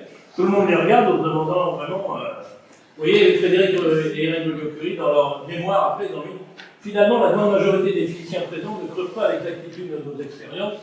Seuls Bohr et Pauli nous apportèrent des encouragements. Alors ça, bon, c'est pas... vous voyez, ça se fait encore pas aujourd'hui dans les congrès. Vous demandez à un petit jeune qui vient, on l'a envoyé, et bon, c'est assez bizarre ce qu'il est en train de dire. Bon, ben, les vieux renards, ils vont le voir à la fin pour pas le décourager, ils disent, bon, c'est bien. Vous avez bien travaillé, mais enfin, vous direz à votre patron quand même que sur le faire comme ça et comme ça, il a fait comme ceci, il aurait peut-être trouvé un petit peu mieux, donc voilà, mais c'est bien, vous avez bien travaillé. En fait, c'est un peu la même chose. Alors on arrive donc à la découverte de la radioactivité dite artificielle 1934. 11 janvier 1934, il est 15 heures. Alors on dirait Pierre Lemar qui raconte ces trucs. Donc Joliot, il reprend ses expériences, il bombarde avec des alphas, de l'aluminium. Alors il augmente l'énergie cinétique des alphas, en fait non, il n'augmente pas l'énergie cinétique des alphas, c'est écrit comme ça, mais c'est-à-dire qu'il fait un vide plus poussé, c'est-à-dire qu'il diminue la pression dans son enceinte fermée, et donc évidemment, s'il y a moins de gaz, ben, les alphas ils passent plus facilement. Il a un détecteur de positons, ce fameux électron positif, et son détecteur de positons, il se met à crépiter. Bon, il note tous ces trucs, etc. Et puis, une fois que c'est fini, il replante sa pression. Alors, évidemment, en remontant la pression, les attaques ont de plus en plus de mal à arriver jusqu'à l'aluminium. Et puis, à un moment, ils ne peuvent plus arriver, c'est-à-dire la réaction ne se fait plus. L'expérience est finie. Bon. Mais, le compteur continue à créer. Alors, en fait, Joliot avait une phrase que moi j'ai inculquée aussi pour toute ma carrière à tous mes élèves en recherche, qui est cette phrase qu'il faut laisser toujours, quand vous faites de la recherche, il faut toujours laisser la porte ouverte. Ça veut dire quoi? Ça veut dire que quand vous faites de la recherche, que vous cherchez quelque chose que personne n'a jamais vu, il ne faut pas vous interdire de trouver quelque chose que vous ne cherchez pas. Il faut laisser la porte ouverte. Là, c'était, si vous regardez basiquement, c'était idiot de laisser toujours encore le compteur branché. Il avait fini sa manip, il avait arrêté, l'expérience était terminée. Il n'y a aucune raison de laisser le compteur allumé. Ah, il faut laisser la porte ouverte. Et qu'est-ce qu'il remarque? Alors qu'il n'y a plus rien qui arrive sur sa feuille d'aluminium, eh ben, le compteur il continue à crépiter, c'est-à-dire qu'il y a toujours des positons qui arrivent. Et en plus, vous le voyez, cette émission, elle décroît avec le temps, comme si c'était de la radioactivité. Alors là, il ne comprend rien du tout. Alors, ils étaient pris le soir avec Irène, et donc c'était à la fin de l'après-midi. Ils ne pouvaient pas continuer ça. Il laisse un mot à donc un jeune qui était là, un jeune Allemand, qui était venu avec une bourse travailler dans un laboratoire. Et il dit à Gardner,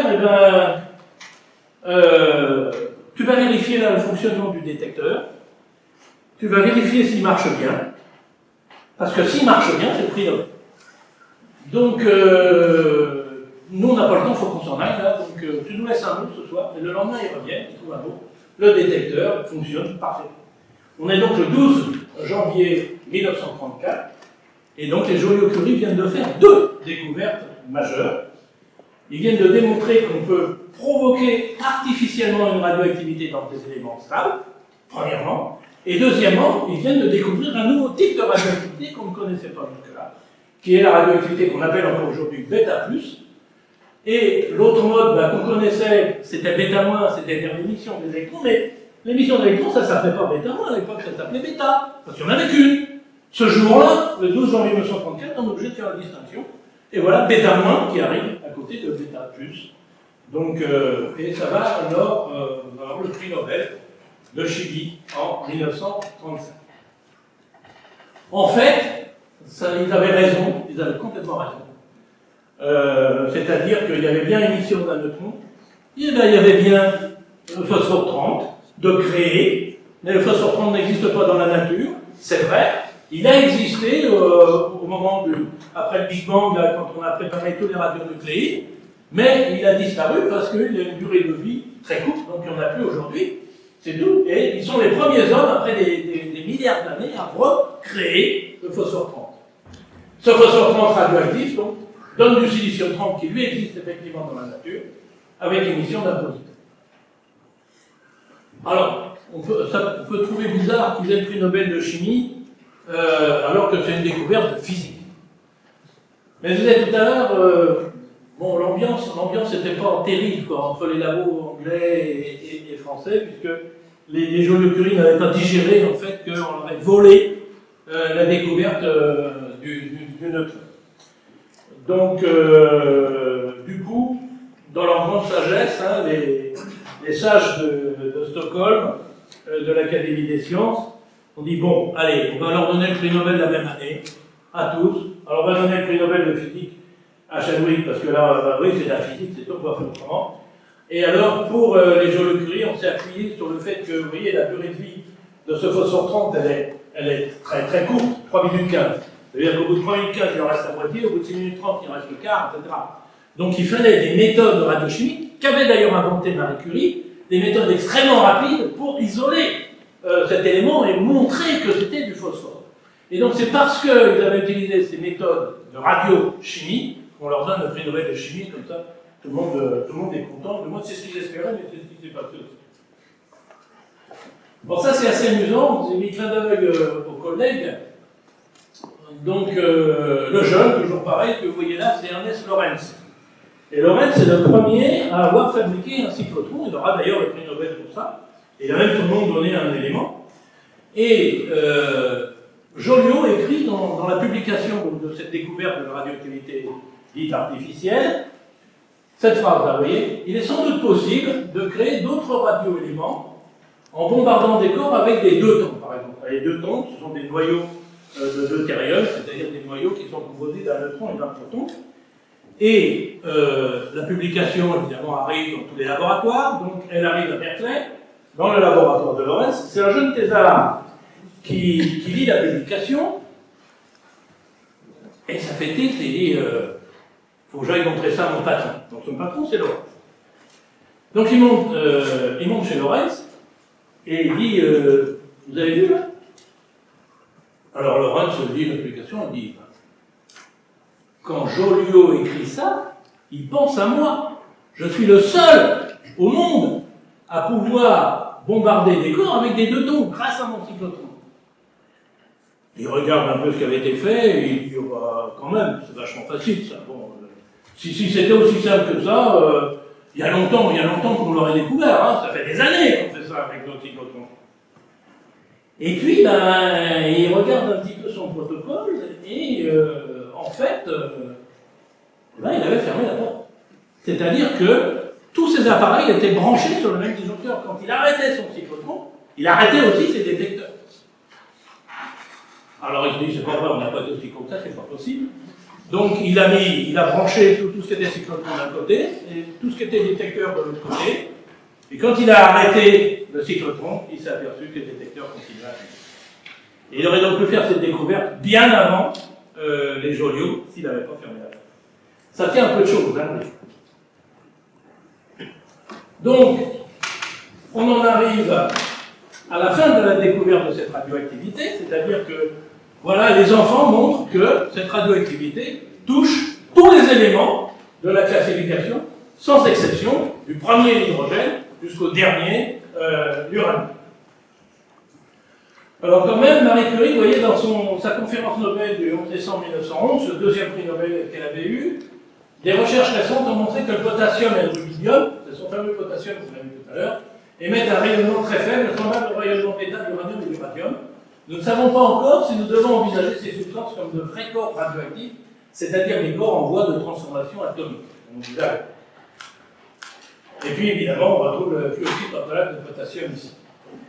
Alors la classification aujourd'hui, voilà, vous voyez qu'il y a un certain nombre d'éléments radioactifs, mais s'il y a certes des éléments stables, hein, il y en a 80, ils ont tous des isotopes radioactifs. La radioactivité concerne tous les éléments de la classification. C'est ça. Alors, évidemment, ça c'est le discours Nobel d'Irène en 1935.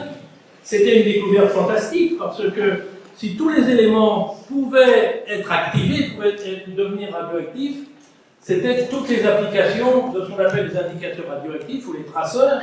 C'est-à-dire que, vous voyez, on peut localiser ou éliminer des éléments introduits dans un organisme vivant. Et elle met à la fin, il n'est pas utile dans ces recherches d'introduire des quantités importantes de isotopes radioactifs. Elles sont fixées par la sensibilité des appareils détecteurs.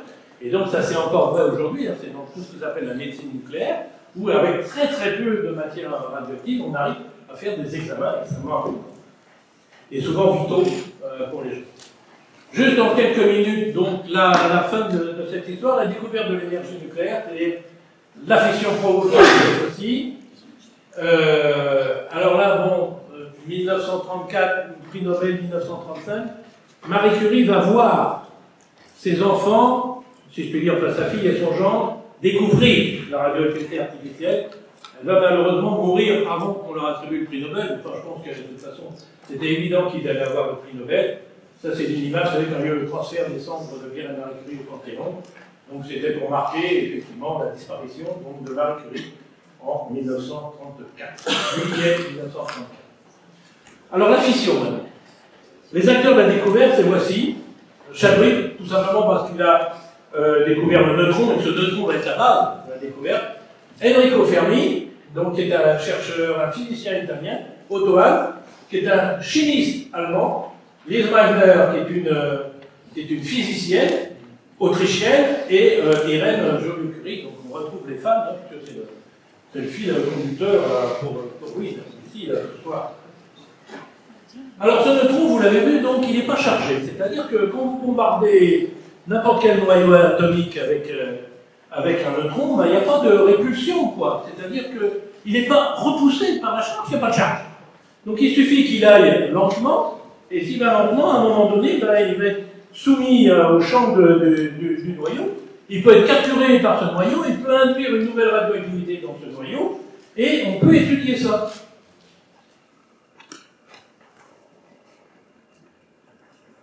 Alors, s'il est absorbé, vous le voyez, par un noyau stable, eh bien, ça modifie évidemment sa structure à ce noyau. Et il a un neutron en plus, puisque ce neutron est arrivé en plus de la stabilité. Et donc, qu'est-ce qu'il va faire? Vous voyez, il va transformer un de ces neutrons en proton, en autre particule. Et donc, si c'est ça, vous le voyez ici, il gagne une place dans la classification. C'est-à-dire que si vous aviez du fer que vous avez bombardé, ben, ce fer va se transformer en cobalt, le cobalt va se transformer en nickel, le nickel en cuivre, le carbone en azote, l'azote en oxygène, etc. Et donc, dès le printemps 1934, vous voyez, il y a Enrico Fermi, donc en Italie, à Rome, qui entreprend de bombarder tous les éléments que vous connaissez avec des neutrons pour regarder ce que ça donne. Et ça lui fait autant de publications à chaque fois, donc c'est bien, ça fait un petit travail de chercheur. Il y a même des témoins qui disent qu'à l'époque, il est allé dans une bijouterie, même essayer d'emprunter un peu d'or pour bombarder de l'or, donc pour que tous les éléments soient conservés. Jusqu'au jour où, quand même, Enrico Fermi, qui était un très bon physicien, se dit mais c'est idiot, je perds mon temps. Bon, d'accord, ça me fait des publications, mais c'est de la publication un peu banale. Mais si je bombarde le dernier des éléments, celui qui a le dossard 92, le dernier, avec des neutrons, eh ben, je vais obtenir des noyaux instables parce qu'il y a trop de neutrons, je vais transformer un neutron en proton, et je vais créer le premier élément artificiel au-delà de l'uranium, le 93. Et sous-entendu, ben là, j'ai le prix Nobel à plus. Et alors, c'est là que les ennuis, évidemment, de ce pauvre Enrico commencent. Parce que ce qu'il ne pouvait pas imaginer, ce que personne ne pouvait imaginer, c'est que quand on bombardait certains de ces très très gros noyaux, l'instabilité, en fait, ne conduisait pas à fabriquer l'élément suivant, mais à casser ce noyau en deux, en donnant un noyau nettement plus petit, et qui couvrait une bonne partie de la classification. Et donc, les trois derniers acteurs, vous les avez ici, ce sont donc deux chimistes, Otto Hahn et Irène Curie, et une physicienne, Lise Meitner. Personne, vous voyez, n'imagine qu'un noyau atomique peut se couper en deux et produire de nombreux noyaux plus petits, jusqu'à une centaine, en fait. Vous voyez ici, c'est tout ce qui est vert, ça c'est tiré dans mon cours, là, de ce qu'on trouve dans la cour du CQD, par exemple ici, à La Hague. Et vous voyez, vous avez de l'élément, c'est ce qui est vert, hein, des voies de fusion qui vont faire le zinc, le numéro 30, jusqu'au 70. Et vous avez, vous le voyez, toutes les propriétés chimiques possibles et imaginables. Vous avez un mélange, en somme, de toutes les propriétés chimiques. Or, si vous pensez avoir fabriqué un nouvel élément, comment est-ce que vous pouvez dire? Eh bien, par la chimie. C'est-à-dire qu'au départ, par exemple, si vous avez de l'uranium, vous n'avez que les propriétés chimiques de l'uranium, vous connaissez bien. Et puis là, si vous avez fabriqué un nouvel élément, vous avez un mélange de deux éléments. Vous devez retrouver les propriétés de l'uranium et les propriétés d'un autre élément. Oui, mais là, ce n'est pas les propriétés d'un autre élément, c'est les propriétés chimiques de toute la classification. Donc c'est évidemment, d'un seul coup, extrêmement compliqué. Alors n'oubliez pas qu'Enrico Fermi est un physicien, c'est pas un chimiste. Et donc, tous les laboratoires européens, évidemment, s'en mêlent, et comme la langue française est bien faite, eh bien, tous les laboratoires européens s'en mêlent. Ah, je vais voir la deuxième hypothèse, la première, c'était un peu. Alors, première hypothèse, devant toutes ces propriétés, en fait, on pense que Enrico Fermi n'a pas créé un seul élément après l'uranium, mais au moins les quatre suivants. Et comme il y a des analogies, vous voyez, dans la classification, lorsque vous descendez comme ça en colonne, on les appelle écart. Écart, ça veut dire qu'il y a les mêmes propriétés que écart rhénium, écart osmium, écart iridium, écart platine, qui sont les quatre que vous avez au-dessus. Donc voilà, on dit, Fermi a dû découvrir en fait un mélange de ces 4 éléments. Deuxième hypothèse, alors on s'est dit, dans le fond, c'est peut-être pas ça, parce que Otto Hahn, le chimiste allemand, pense qu'il a vu du radium. Et donc, s'il a vu du radium, c'est un descendant de l'uranium. Alors, on ne sait pas trop bien ce qui s'est passé, mais Fermi était tout simplement pour nous donner ses descendants. Et ça ne colle pas encore vraiment. Troisième étape, Irène Joliot, à Paris, pense avoir détecté ce qu'elle appelle du radiolantane, c'est-à-dire un isotope du lantane, de période 3,5 heures. Il est jugé polluant absurde par tous les autres. Et attends, quand même, le lantane, c'est l'élément, on a 57, on a l'uranium, je ne vois pas comment on pourra obtenir du lantane. Et à ce moment-là, vous allez voir sur la planche suivante, Otto Hahn va dire, eh bien, je vais isoler mon radium. Parce que quand Otto Hahn dit, j'ai trouvé du radium, comment il fait? Il fait comme faisait encore Marie Curie, etc. C'est-à-dire qu'il précipite avec du barium, et il regarde, il voit que son barium est radioactif. Et si son barium est radioactif, c'est qu'il a précipité l'élément qui est en dessous, c'est-à-dire le radium. Et donc, vous allez voir sur la planche suivante, Otto Hahn qui se moque gentiment de Irène, il dit, tiens, Irène a inventé le curiosum. C'est un joli jeu de mots, vous voyez, entre curie et curieux, quoi. Tiens, c'est nouveau, tiens, Irène, elle vient d'inventer le curiosum. Et il dit, je vais prouver à Irène Joliot-Curie que j'ai bien du radium. C'est-à-dire que je ne vais pas me contenter d'avoir précipité ce qu'il croit avoir fait mon radium avec du barium, mais je vais isoler le radium, cette fois-ci, pour lui montrer que j'ai bien du radium. Tiens, Léraud, il a du barium et il n'a que du barium. Et donc il a du barium radioactif, lui aussi. C'est-à-dire que lui, il a le 56, et Irène a dit qu'elle avait trouvé le 57. Voilà la découverte. Alors qui est évidemment complètement bizarre. Alors on arrive à la publication donc, des Allemands du 22 décembre 1938, Otto Hahn et Fritz Strassmann, dans Nature des Wissenschaft. Alors, ce qu'il faut voir, c'est que, en fait, Lise Meitner, dont je ne vous ai pas encore parlé, mais je vous en parler dans un instant, a travaillé pendant plus de 20 ans, même 30 ans, avec Otto Hahn. Ils étaient dans le même laboratoire, ils ont fait des découvertes très importantes, comme un élément, le protactinium, par exemple, c'est eux qui l'ont découvert. Et ils travaillent donc ensemble depuis 30 ans, sauf que, vous voyez, on est fin 38, c'est une période extrêmement troublée, et Lise Meitner est d'origine juive. Alors, elle est protégée par son statut d'Autrichienne jusqu'à l'Anschluss. Parce que ce jour-là, les nazis dévastent complètement son laboratoire. Alors évidemment, c'était déjà une femme extrêmement connue et tout, très, très autoritaire, enfin tout. Elle leur dit, mais qu'est-ce que vous êtes en train de faire? Ils lui disent, mais tais-toi, sale juive. Il dit, mais attendez, je suis autrichienne. Tu écouteras la radio ce soir, tu verras, à partir d'aujourd'hui, c'est l'autre chose. Et ils lui disent d'ailleurs, tu fais très très attention, parce qu'à mon avis, tu n'en as pas pour longtemps.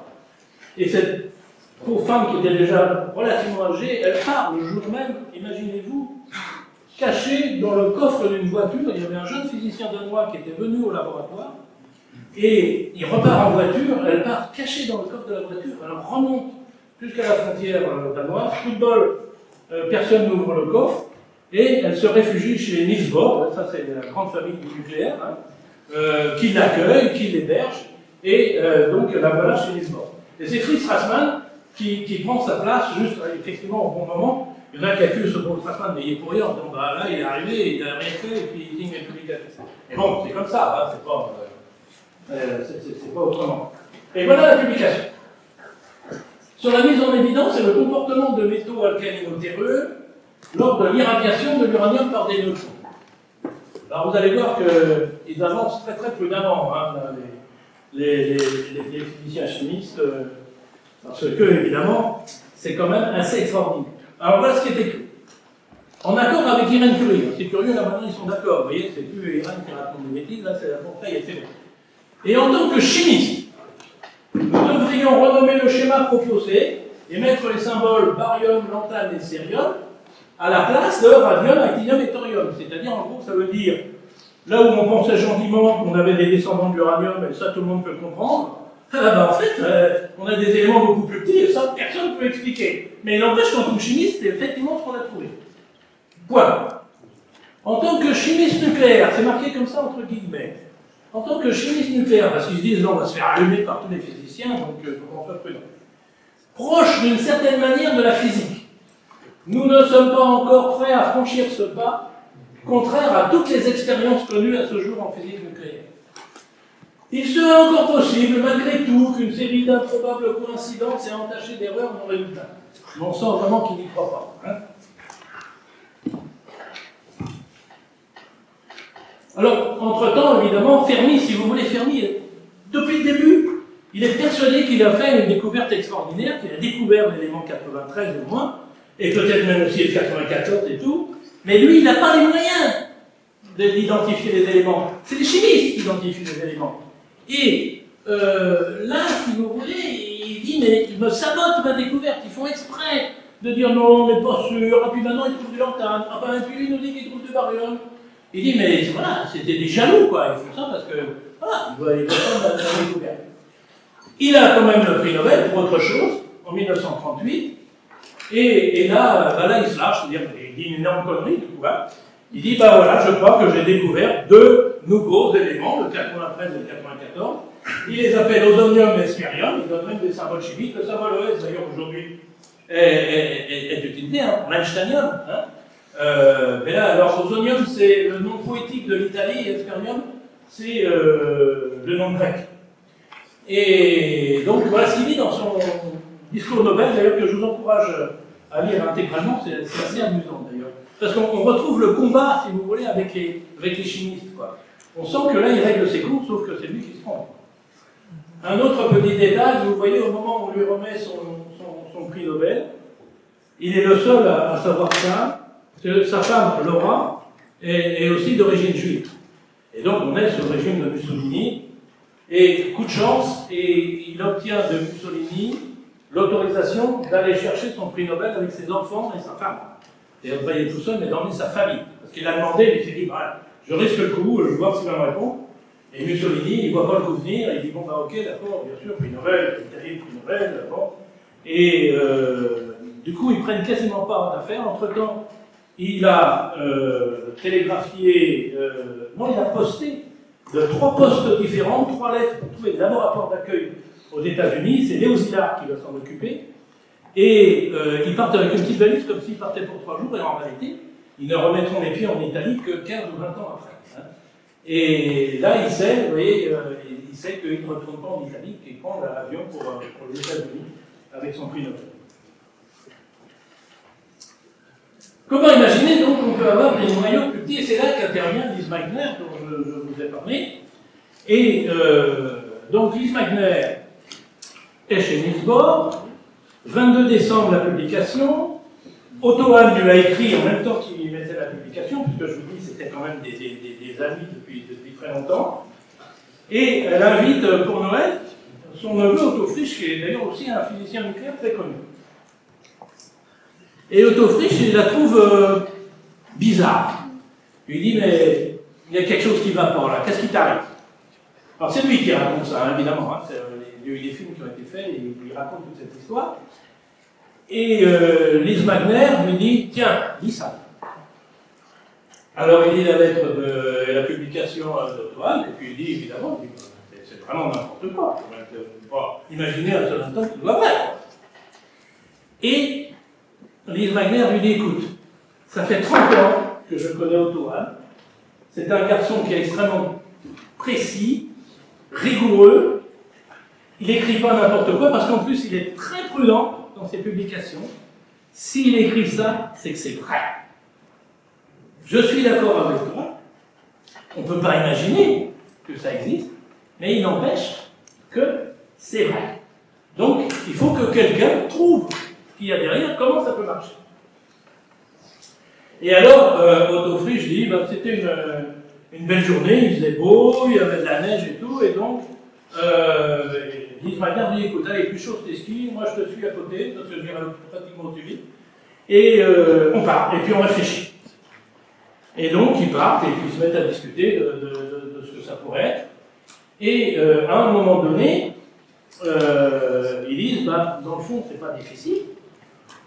Déjà, ça ne veut pas dire forcément que la réaction existerait, mais si déjà, au moment où cette hypothèse d'un gros noyau qui donne des petits noyaux puisse exister, et s'il y avait de l'énergie libérée, eh bien, ça serait possible que la réaction existe, même si on ne comprend pas.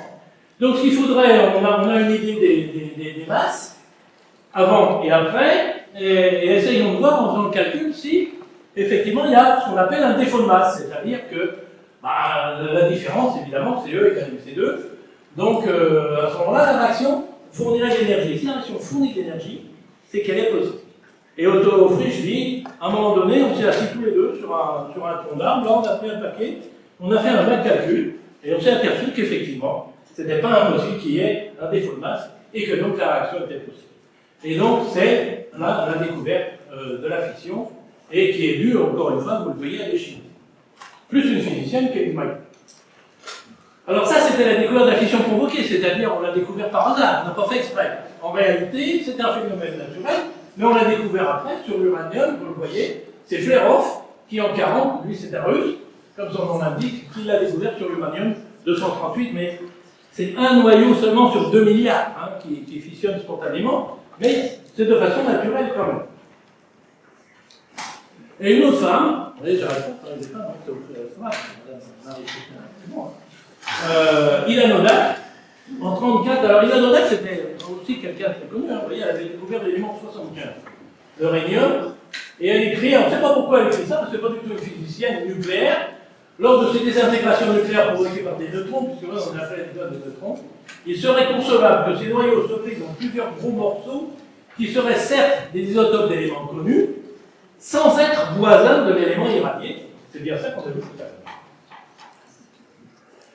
Et alors, évidemment, après, bah, c'est le processus de réaction en chaîne qui va permettre de libérer beaucoup d'énergie, comme vous savez. Et là, on va retrouver, à côté d'Enrico Fermi, Léo Szilard, dont je vous ai parlé, qui avait accueilli d'ailleurs Enrico Fermi, Herbert Anderson, et puis Frédéric Joliot-Curie. Cette fameuse réaction en chaîne. Alors, j'en arrive à la fin. Regarde l'heure. Ah oui, quand même. Alors, on dit souvent que c'est la famille aussi prix Nobel. Pourquoi? Parce que Marie Curie a eu 2 prix Nobel, Pierre Curie en a eu 1, Irène Joliot-Curie 1, Frédéric Joliot 1, ça fait 5.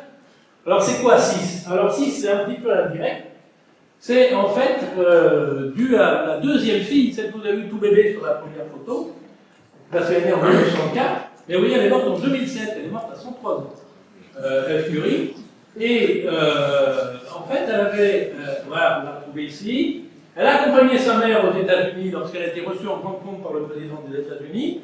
Et c'est elle qui est à côté de Marie. Elle est restée aux États-Unis.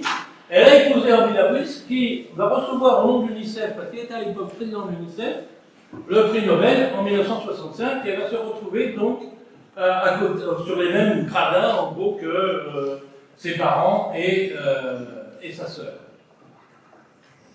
Un dernier mot sur la classification et sur les noms. Alors, vous allez retrouver, non, décidément, je ne sais pas si. Voilà. Le curium, à la case 96, pour Pierre et Marie Curie. Après, vous avez Einstein à la case 99, pour l'Einsteinium. Fermi à la case suivante, 100. Donc le fermium, le Mendelevium pour la classification périodique 101. Vous avez ensuite le Nobelium, parce que tous ces gens-là avaient eu le prix Nobel, là, donc ils ne sont pas ingrats jusqu'au bout. Ensuite, vous avez, c'est passé tout seul, le Laurentium avec Ernest Lorentz que vous avez vu tout à l'heure. Ensuite, vous avez Rutherford, vous voyez la case 104, Rutherfordium. Vous avez Cyborg, ici. Voilà, à la case 106. Alors, ça c'est l'UPAC, qui est l'Organisation internationale de physique et chimie, qui délibère et qui donne les noms des éléments.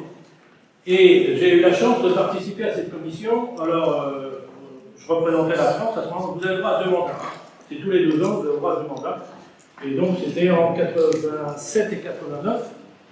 Et on cherchait les noms pour ces éléments-là. Et tout le monde était d'accord pour donner le nom d'un élément, l'appeler comme Cyborg. Parce que Cyborg, quand même, et son équipe, les enseignants ont découvert tous les éléments du 93 au 103. Donc, il méritait son nom, mais à l'époque, vous savez ce que me disaient mes autres collègues, ils disaient, oui, mais quand même, il n'est pas mort. Donc, il avait un défaut, ce pauvre Cyborg, c'est que le seul défaut qu'il avait, c'est qu'il n'était pas mort. Et on pourrait pas donner le nom, quand même, d'un élément à quelqu'un qui n'était pas mort. Alors, j'ai dit, bah, vous savez, de toute façon, ça va bien lui arriver un jour, malheureusement, hein. Ça lui est d'ailleurs arrivé. Mais ça n'était pas de mon époque, mais le mandat d'après, eh bien, il a eu de son piment, puisqu'il est en train de montrer, vous voyez, la case SG 106, là. Et puis, bah, il a attrapé une mauvaise grippe à un congrès de l'American Nuclear Society l'année d'après, et puis il est mort de cette mauvaise grippe. Donc ça, je vais déjà faire, Rutherford. Alors après, il y a Bohr. Alors c'est pareil, Bohrium aujourd'hui. Et moi, j'avais défendu, et toute l'équipe était d'accord, c'est assez curieux, pour Niels Bohrium. Parce que Bohrium, par rapport à boron en anglais, le Bohr, on n'est quand même pas très loin. Et j'avais dit, on a la chance d'avoir un prénom et un nom court. Symbole NS, Niels Bohrium. Bon, on avait même fait la photo d'ailleurs. Hein, on a au moins cette trace-là, vous voyez, là, je suis quelque part là-bas dans le fond. Niels Bohrium, et puis en fait, le mandat d'après, j'y étais plus. Et puis les Américains, ils voulaient absolument Bohrium, je n'avais fait pourquoi, et donc on a eu Bohrium.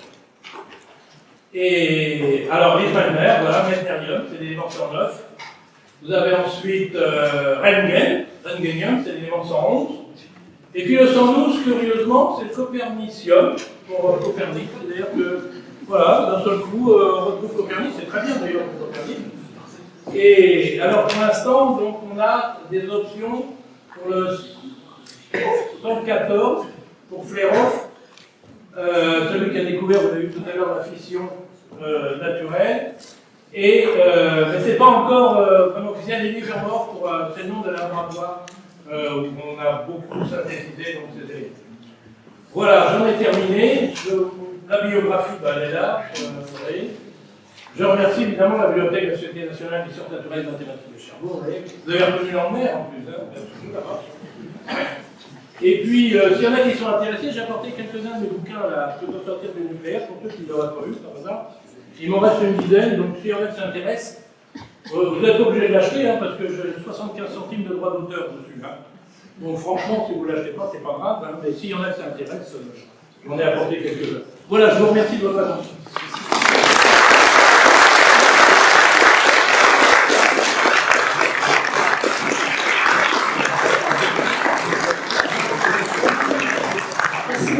On va prendre une ou deux questions parce que le temps est un peu court. Vu qu'il y a tout à l'heure un hôtel qui vous attend à la sortie, est-ce que vous avez des questions ou des questions à poser?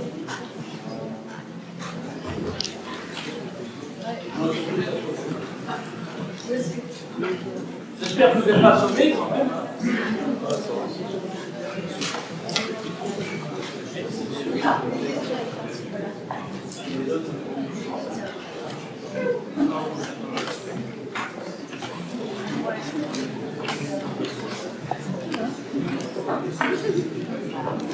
Bonsoir.